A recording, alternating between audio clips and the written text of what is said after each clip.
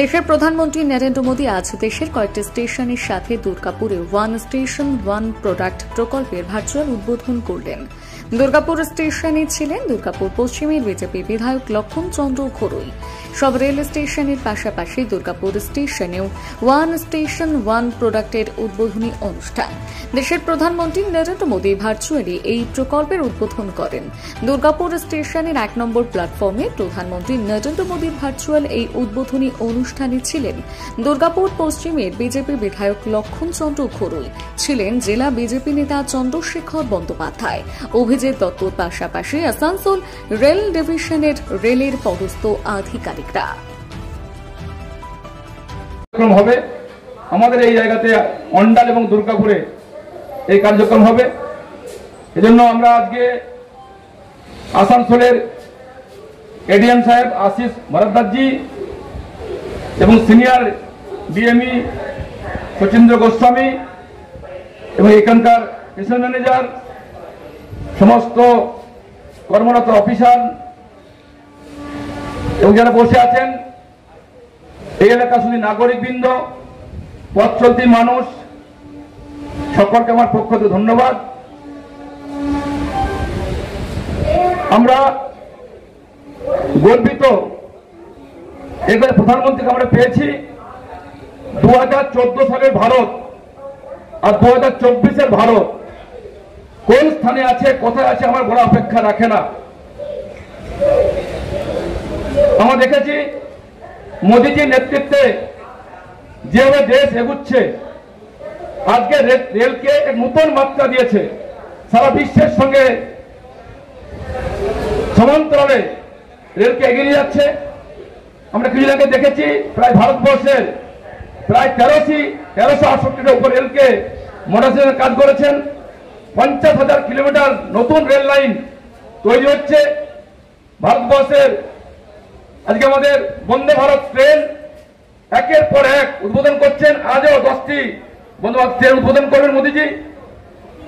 অর্থাৎ যাত্রীর সুরক্ষা, রেলের সম্প্রসারণ, আধুনিকরণ, রেলকে নতুন করে মাত্রা দিয়েছেন এবং লোকাল ফর ভোকাল আজকে যে কার্যক্রম, অর্থাৎ গরিব মানুষ, খেটে খাওয়া মানুষ, প্রান্তিক মানুষ যারা রোজগার করেন, হাতের জিনিস তৈরি করেন, তাদেরকে সম্মান দেওয়া, অর্থাৎ সর্বক্ষেত্রে মোদীজি নিদর্শন রাখছেন। আমরা দেখেছি যে মোদীজির নেতৃত্বে আজকে আমাদের স্বাধীনতার 75 বছর পরে আমাদের মাত্র কয়েকটি এয়ারপোর্ট ছিল। মোদী আসার পর একাধিক এয়ারপোর্ট তৈরি হচ্ছে। শুধু এয়ারপোর্ট নয়, মেডিকেল কলেজ, এইমস থেকে শুরু করে সর্বক্ষেত্রে মোদীজি নিদর্শন রাখছেন। আজকে আমরা একজন প্রাইম মিনিস্টারকে পেয়েছি। আমার বক্তব্য জিজ্ঞাসা করবো না, কেন এখনই মোদীজি বলবেন। তাই সকলকে আহ্বান করব, মোদীজি নেতৃত্বে নতুন ভারত অর্থাৎ বিকশিত ভারত 2047 সালে ভারতবর্ষ জগৎগুরু আসনে বসবে। আমরা একসময় গর্ব করে বলতাম, কবিতা বলতাম, গান করতাম, বলো বলো বলো সবে শতবিনা বেলুর হবে, ভারত আবার জগৎ সভায় শ্রেষ্ঠ আসন হবে।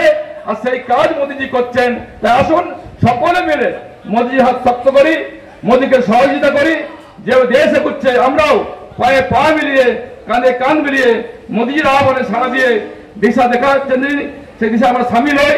সকলকে আহ্বান করব যে আমরা সকলে মিলে আজকে যে মোদী কার্যক্রম সকলে দেখুন এবং one nation one station one product যেটা হচ্ছে, এই এলাকায় যারা মায়েরা আছেন, গরিব ভাইয়েরা আছেন, সেই হাতে লেখা কাজ, যে হাতের কাজ, সেই কাজকে সমৃদ্ধি করার জন্য, দেশকে এগিয়ে যাওয়ার জন্য এটা একটা বড় যোগদান। আর এই যোগদানে মোদী সাড়া দিয়েছেন, সেই কাজ করে চলেছেন। সেই আহ্বানে আজকে মোদী এই কার্যক্রম করছেন, সকলে এসছেন। তাই পথ চলতি, আবার বলছি, পথ চলতি মানুষ, সাধারণ মানুষ যেভাবে দেশ এগুচ্ছে, আমরাও মোদীর সঙ্গে সঙ্গ দিন, মোদীজির আহ্বানে সাড়া দিন। সেই জন্য আমি একটা কথা বলতে চাই, ভারতবর্ষের এই 14 সাল থেকে 24 সাল 10 বছরে আমাদের কোভিড পিরিয়ড গেছে।